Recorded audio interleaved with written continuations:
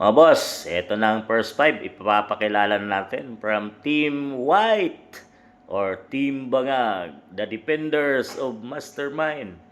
Unahin natin ipakilala ang first five mga boss sa kanilang point guard. Anticlear Castro, ang kanilang spokesperson.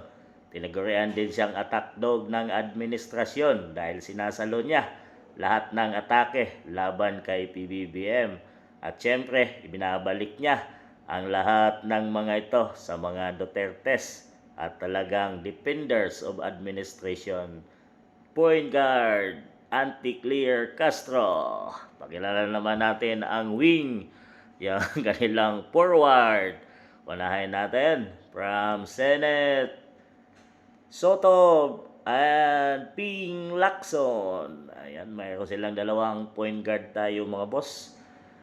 Soto and Ping Lacson, isa sila or dalawa sila sa mga tagapagtanggol, defenders, lalo na dito sa taniguriang flood control, corruption mga boss, investigation sa Blue Ribbon Committee. Ay wala tayong nakikitang maganda dito. Kaya naman, pinuligsa sila ng minority mga boss, no? At talagang na-offend sila sa ginawa nila Senator Marcoleta at Amy Marcos. Dahil nakikita naman natin na tinatakpan at sinasalo ni Ping Lacson ang lahat ng mga investigation, lalo na patungkol sa tutumbukin na kung sino ang mastermind, ay talagang halatang pinagtatakpan nila. So, point forward from Team White mga boss. So, dito naman tayo sa power forward. Siyempre, from DILG Secretary Junvic Rimulya at ang kanilang center from Ombudsman Buying Rimulya. So, silang dalawa, pag ikaw ay kontra sa administrasyon, asahan mo ng samot-saring kaso ang ibabalik sa iyo mga boss, dahil bawal kontrahin ang laban kay PBBM ay magkakaroon ng kaso, sasampahan agad ng kaso mga boss.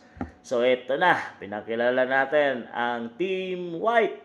Sila ang the defenders of Mastermind. So, sige nga, baka may naisip pa kayo mas bagay sa tawag ng team nila.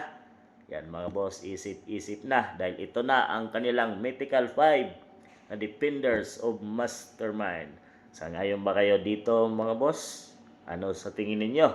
Dahil ito ay halatang mga taong na defenders of Mastermind. Kaya ngayon, wala pang natutumbok na taong nasa likod ng billions corruption under PBBM administration. Sa tingin nyo mga boss?